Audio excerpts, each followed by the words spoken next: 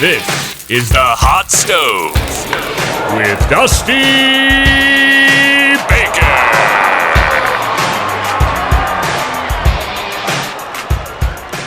You are watching the Hot Stove Trade Deadline Edition. The New York Mets, out of all teams, acquired Marcus Stroman. Who would have thought? You talked about the Yankees being in on that market. You talked about the Dodgers, teams that actually were competing, the Twins. But the Mets ended up with Marcus Stroman. You might wonder, why did they do that? Well, the main reason, in my opinion, in my view at this time, is simply because they're willing to trade another one of their starting pitchers. Maybe not just one, but two of them. Noah Syndergaard, of course, has been on the block now almost throughout the entire season. We've heard his name as a potential trade rumor, and as is Zach Wheeler. In my opinion, Zach Wheeler is on his way out. He's a free agent. It doesn't make a lot of sense to have him in that rotation.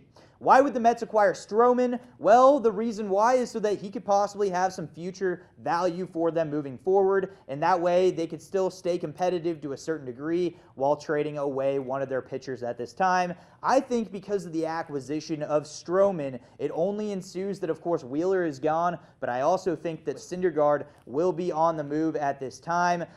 Noah Syndergaard is definitely one of those pitchers that you look at the name and you think he's one of the best pitchers, but his numbers don't necessarily show for that. He's had a bit of a down year in 2019. This might be the time for the Mets to trade him, and with acquiring Marcus Stroman for only their fourth and sixth best prospects, well, I think that they actually made a fantastic move that sent shockwaves around Major League Baseball at this time. The Mets have definitely divvied it up a little bit. Stroman seemed like maybe the most valuable piece at this time for the trade deadline, but now with the New York Mets, I don't think he's going anywhere else. A lot of people think that maybe this was a trade so that they could garner other prospects that they heard would be in negotiations for Stroman. I don't believe that. I think he's going to be a Met for the long term. He's from New York. He grew up near Queens. The marriage just makes sense, and I think the Mets made a fantastic move nobody saw coming, including myself, and now the question is, when will they trade Noah Syndergaard?